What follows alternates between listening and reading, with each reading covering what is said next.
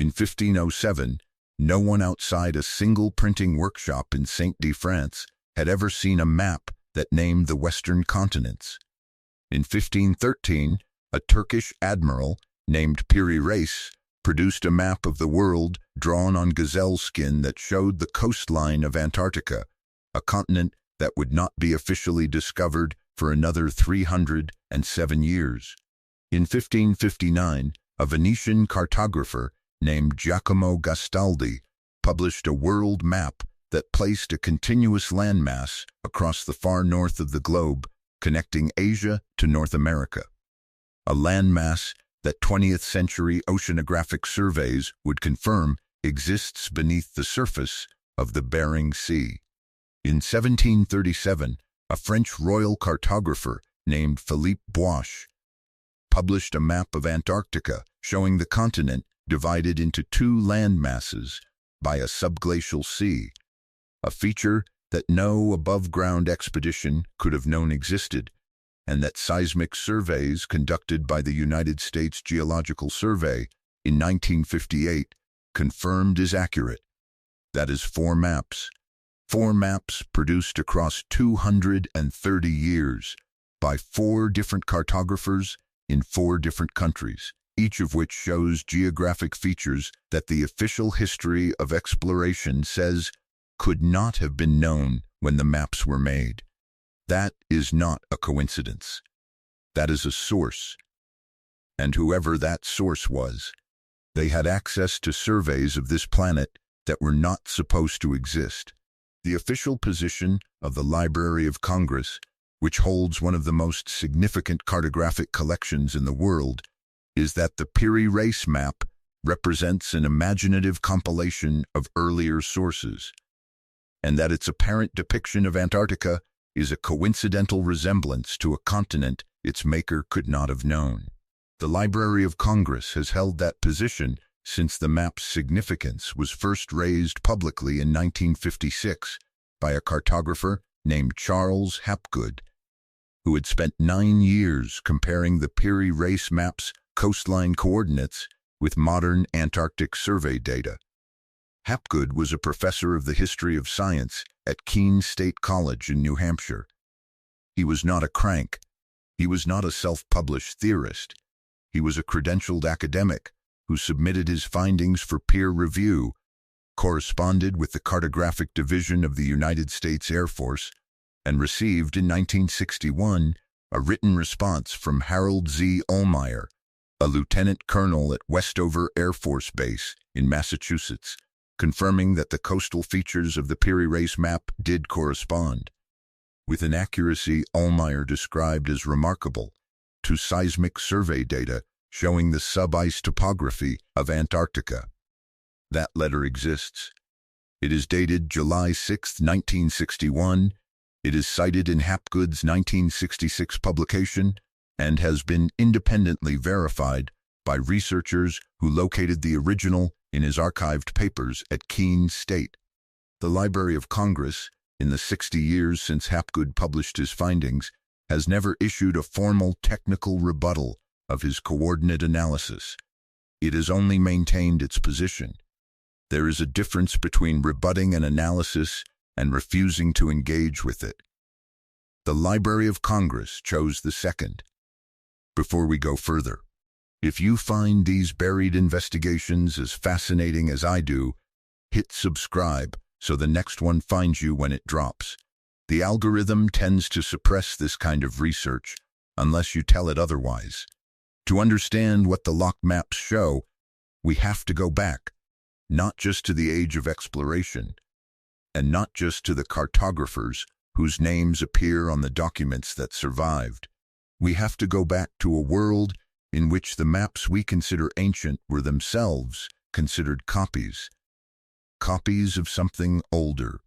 The cartographers who produced the great maps of the 15th and 16th centuries did not, for the most part, claim to be working from original survey. They claimed to be working from earlier documents. Piri Reis wrote in his own marginal notes on the 1513 map that his source material included charts he described as dating from the time of Alexander the Great. Orontius Phineas, whose 1532 world map shows an ice-free Antarctica with mountain ranges and river systems, wrote that he drew from ancient sources he did not name, but described as of great antiquity. Bosch, in 1737, stated explicitly that his depiction of the Antarctic landmass was drawn from a source map he could not date and whose origin he did not know, which had come into the possession of the French Royal Academy of Sciences without any documented provenance. He submitted it. The Academy acknowledged it. The source map itself has never been publicly produced or described in detail. These men were not inventing. They were transcribing. The question the official history of cartography has never answered is what they were transcribing from. A senior archivist named Edmund Frost, who worked at the British Museum's Department of Manuscripts from 1901 to 1931, submitted a written memorandum to his departmental superintendent in February of 1919, describing a set of 11 manuscript maps he had encountered while cataloging a newly acquired collection of materials donated by the estate of a deceased private collector named Sir Roland Ashby. The memorandum runs to 6 pages. Frost described the maps as drawn on vellum of an unusually fine preparation, in an ink whose composition he had submitted to the museum's conservation laboratory for analysis. He described their projection system, the mathematical method used to translate a spherical world onto a flat surface, as unlike any established cartographic projection he had encountered in 30 years of working with historical maps. Not a variant of Mercator, not a variant of Ptolemy. Something else entirely, and something that, in Frost's professional assessment, produced a level of coastal accuracy in the southern hemisphere that the known exploration record of any era could not account for. He noted that 3 of the 11 maps showed coastline detail in the region south of 60 degrees latitude, the Antarctic zone, that matched, to a degree he found troubling, the modern Admiralty charts on the shelf above his desk. He asked his superintendent for guidance on how to catalog and display them. Frost was not a junior clerk making an excitable observation. He was 51 years old in 1919. He had been a senior archivist at the British Museum for 18 years, responsible for the assessment, classification, and public cataloging of some of the most significant manuscript collections in Europe.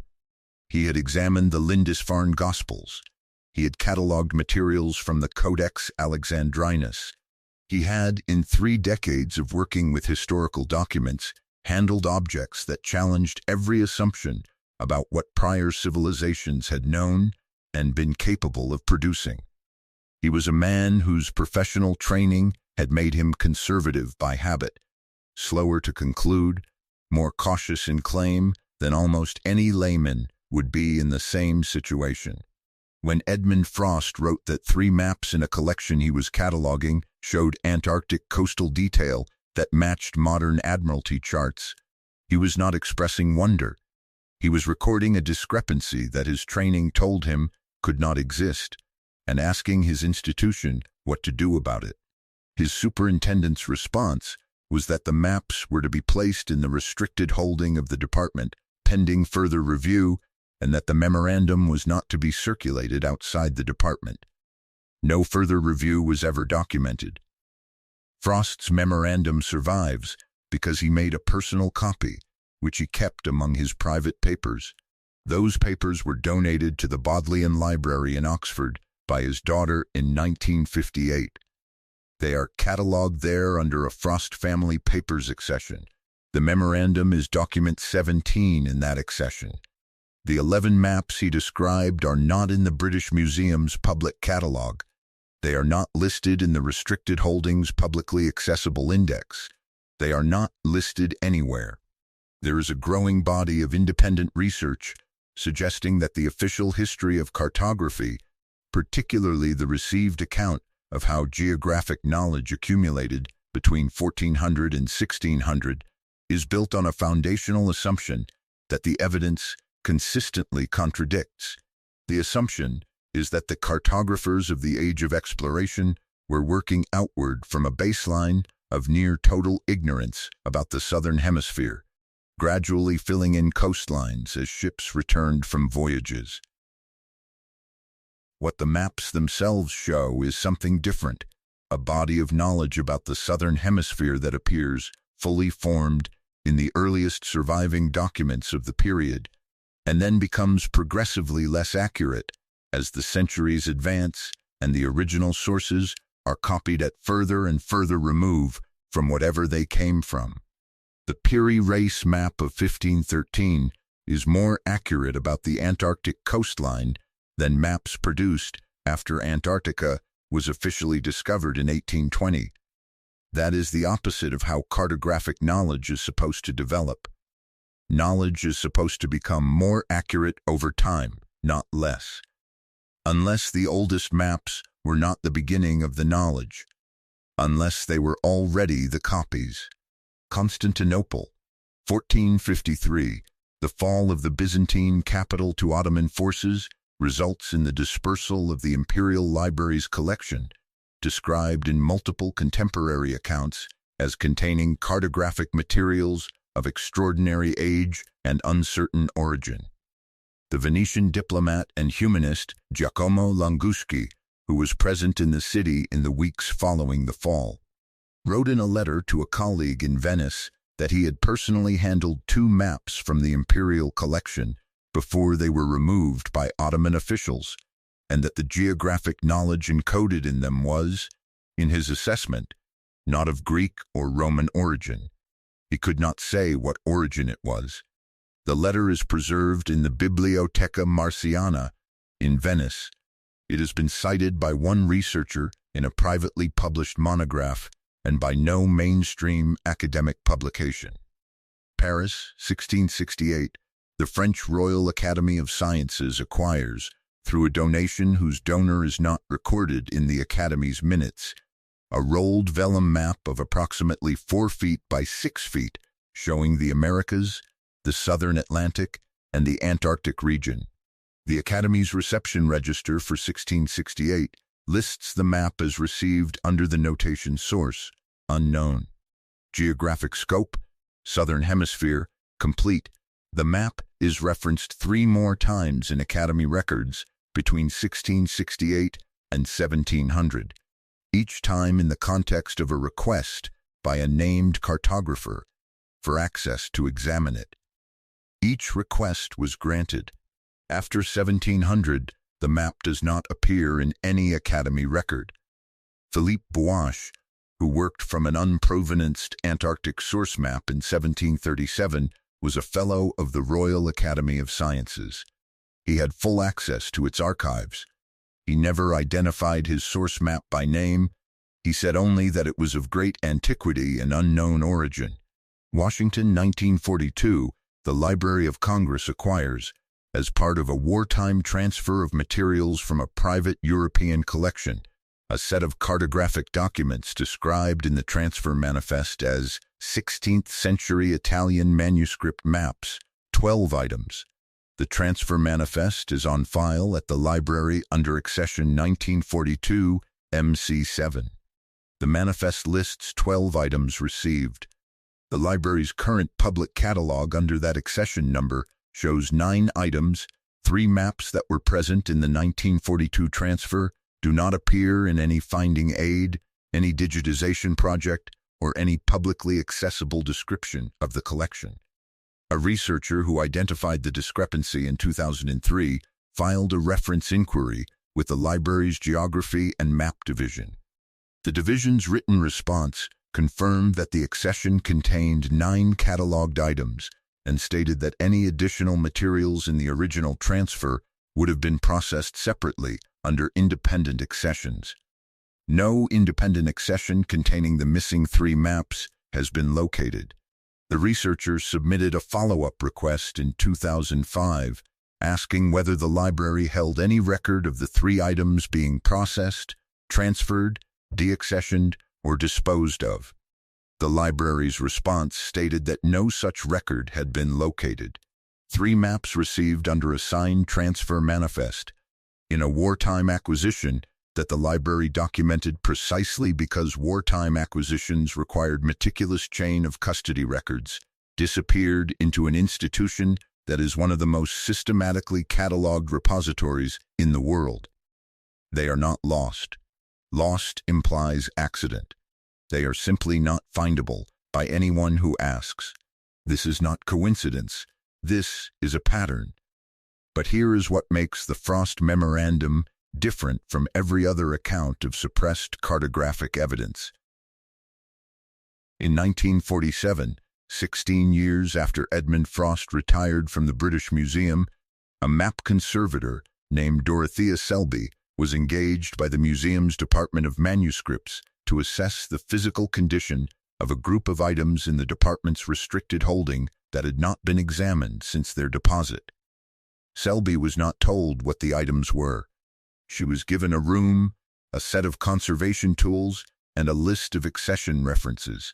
The third item on her list was a group of 11 vellum maps stored in a flat archival box with no external description. She opened the box. She examined the maps.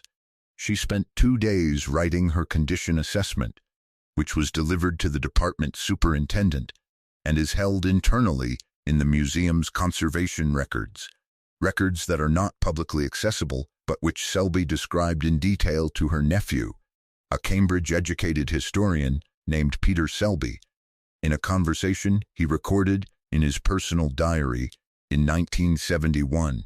Selby's diary is held in the Bodleian Library, donated by his estate in 2009. The entry describing his aunt's account of the 11 maps runs to 4 pages. What Dorothea Selby told him was this: the maps were in exceptional condition, better condition than any vellum of comparable apparent age she had encountered in her career. She sent a small sample of the ink for dating analysis. The analysis was conducted by the museum's laboratory, and the result was returned to her supervisor, not to her. She never saw the result. Her supervisor told her only that the dating was inconclusive and that the maps were to be returned to restricted holding.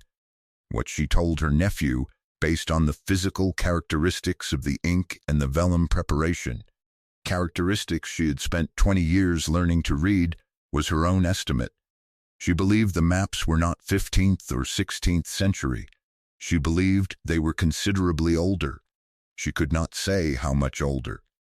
She said she had seen ink preparation of that particular quality in 2 other objects in her career, and that both of those objects had been assessed by independent laboratories at over 1,000 years of age. She was not certain. She was a conservator, not a dating scientist. But she was certain of one thing: the maps had been drawn by someone who had been to the places they showed, not someone working from a compilation of sailors' reports and guesswork, someone who had stood where the map showed and surveyed it. You can tell the difference, she told her nephew, when you have handled enough maps. The line quality is different. The confidence of the mark is different. These maps were drawn by someone who knew. The British Museum has never adequately addressed several specific questions about the 11 vellum maps in the Frost Memorandum. It has never explained why the maps do not appear in the Department of Manuscripts Public Catalogue or its Restricted Holding Index, despite being documented as received in a 1919 memorandum and physically examined by a conservation staff member in 1947. It is never explained why Dorothea Selby's dating result was returned to her supervisor rather than to her, or what that result showed. It is never explained why Edmund Frost's memorandum, a departmental document submitted by a senior archivist through proper channels, survives only in a private copy he made for himself, with no institutional copy traceable in any museum record. Why did a Library of Congress accession receive 12 items in 1942 but catalog only 9, with no record of where the remaining 3 were processed? Why did Philippe Boisch, a Fellow of the Royal Academy of Sciences with full access to its archive, declined for his entire career to identify the source of the Antarctic map he published in 1737, when naming one's sources was standard academic practice. Why did the French Royal Academy's 1668 acquisition of a Southern Hemisphere map with unknown provenance disappear from the Academy's records after 1700, 47 years after it arrived, without any notation of transfer, loss, or disposition? Why are the oldest maps more accurate than the ones that came after? The honest answer is that we do not know for certain. What we have are a 6-page memorandum in a family papers accession at the Bodleian, a 1961 Air Force letter confirming Antarctic coordinate accuracy, a library accession with 3 missing items, and a diary entry describing a conservator's private assessment of maps she was not allowed to date herself. And a pattern of institutional response at the British Museum, the Library of Congress, the French Royal Academy of Sciences, that is consistent across 3 centuries and 4 countries. That pattern does not prove the underlying claim, but it makes the underlying claim impossible to dismiss. For the 11 years between his retirement in 1931 and his death in 1942, Edmund Frost lived in Kensington, half a mile from the British Museum, where he had worked for 30 years. He never published anything about the 11 maps. He never wrote a letter to a newspaper. He never contacted a university. He kept his memorandum copy in a folder labeled, in his own hand, simply restricted, personal. His daughter, who donated his papers to the Bodleian, told the receiving archivist that she did not know what was in the folder and had been asked by her father not to open it until after his death. She opened it the week he died. She read the memorandum. She kept it with his papers. She said nothing about it to anyone for 16 years, until she donated the collection. No one at the Bodleian flagged its significance. It sat in an accession for 49 years before anyone connected it to the maps in the British Museum's restricted holding. The 11 maps are still there, somewhere in the British Museum's Department of Manuscripts, in a restricted holding that has not been publicly indexed since at least 1947, in a flat archival box that a conservation staff member opened once and was not permitted to date. The maps that Edmund Frost described in 1919 as showing Antarctic coastlines with an accuracy he found troubling are stored in the dark. If you submit a public catalog request to the Department of Manuscripts today, you will not find them. If you file a Freedom of Information request for the 1947 Conservation Assessment, you will be told that internal staff records are not subject to disclosure. And somewhere in that box, on vellum that a trained conservator believed was drawn by someone who had been there, the coastline of Antarctica runs south and east, in a line that 300 years of official exploration claimed no one could have known. The official history of cartography tells us that geographic knowledge accumulated gradually, imperfectly, through centuries of dangerous voyaging, and that the oldest maps were the most ignorant. What the maps themselves tell us, the Peary Race, the Orontius Phineus, the Buache, and the 11, locked away in a box in London, is that the oldest maps were the most accurate, and that accuracy had to come from somewhere, not from the cartographers who signed them, from whatever was in their hands when they drew. These records survive because people refuse to stop looking. Subscribe and share this with someone who needs to hear it. History does not disappear when it is locked away. It disappears when no one asks to see it. Next week, I am pulling a thread that connects the 1668 French Royal Academy acquisition to a Jesuit missionary named Father Martini, who returned from China in 1655, carrying a set of documents he described in his published account as Chinese imperial cartographic records of extraordinary age. He donated one document to the Vatican Library. The Vatican's accession register for 1656 lists it. The document itself has not appeared in any Vatican catalog, public or restricted, since 1709. The accession number still exists. The map it refers to does not.